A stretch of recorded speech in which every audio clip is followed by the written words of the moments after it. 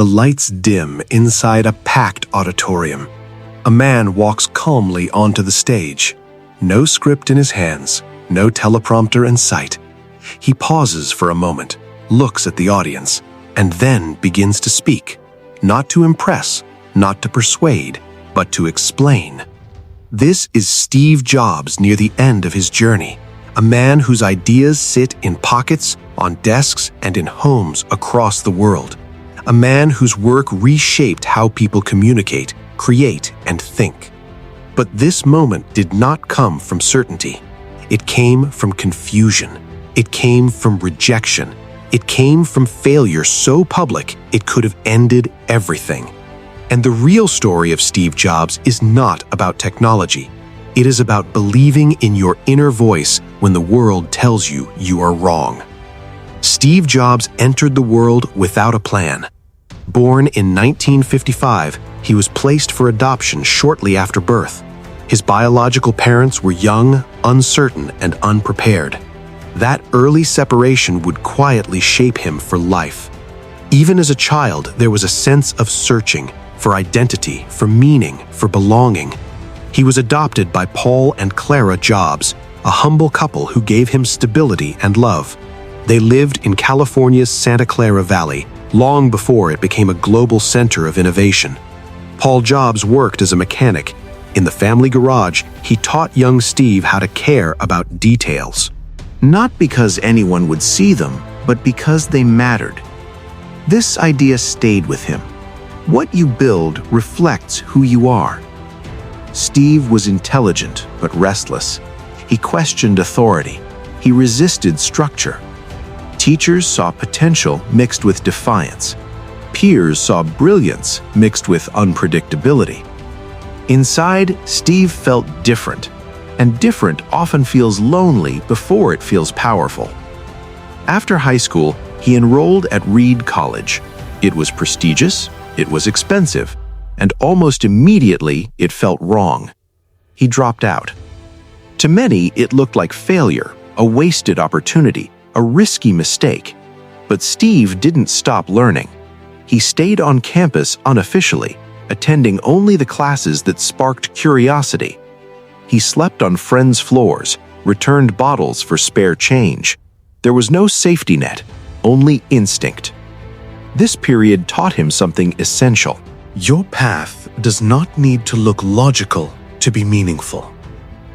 In his early 20s, Steve met Steve Wozniak, a brilliant engineer with a gentle personality. Together, they shared a belief that computers could be personal, not corporate, not intimidating. They built the first Apple computer in a garage. No grand vision, just curiosity, effort, and belief. Apple grew faster than anyone expected. By his mid-20s, Steve Jobs was famous, wealthy, admired. But rapid success magnifies everything, including flaws. Jobs was demanding, obsessive, unwilling to compromise. As Apple expanded, tension grew inside the company. Leadership clashed, egos collided. Then came the moment that shattered him. At just 30 years old, Steve Jobs was forced out of Apple, the company he co-founded, the company that carried his identity. Publicly dismissed, privately devastated. He later described this period as deeply painful. And it was. The world watched. Critics spoke. Confidence cracked. For the first time, he had nothing to prove and no place to prove it. Failure has a way of stripping away illusions. Steve Jobs had to sit with uncertainty, with self-doubt, with the realization that talent alone is not enough. Instead of giving up, he began again. He founded Next, a company focused not on mass success, but on excellence.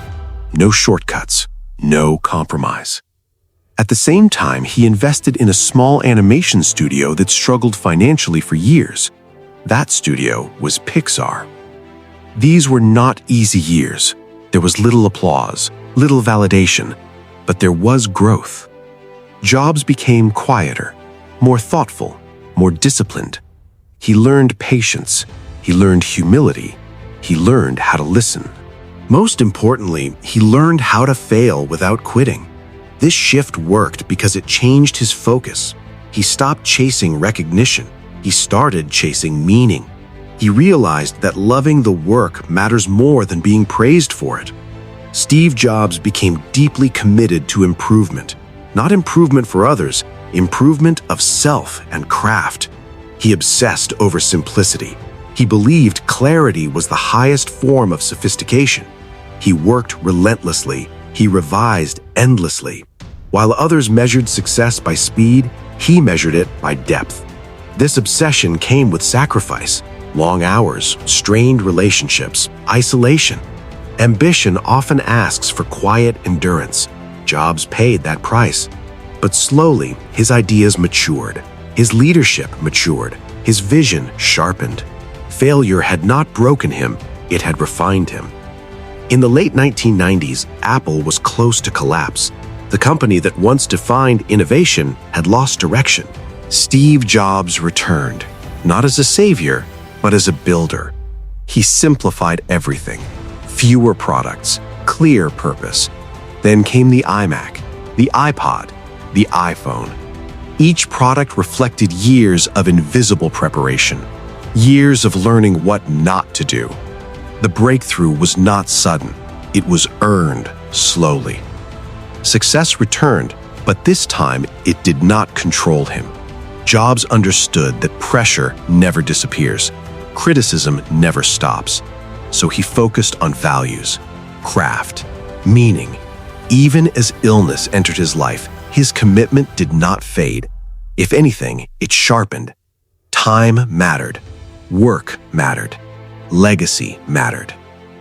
Steve Jobs believed that life rewards those who stay curious, those who listen to their inner voice, those who are willing to be misunderstood. He showed that failure is not proof of weakness. It is often proof of courage. He showed that discipline creates freedom, that simplicity requires effort, that belief must be supported by work. And above all, he showed that you do not need to follow a straight path to reach a meaningful destination. If you are watching this and questioning your direction, remember this: you are allowed to be uncertain. You are allowed to start over. Your failures do not define you. Your response to them does. Stay curious, stay committed, do the work quietly, and trust that clarity comes to those who keep moving forward. If this story gave you perspective, take a moment to reflect. Support the channel if it added value to your journey, because the life you build is shaped not by perfect decisions, but by the courage to continue when the path is unclear.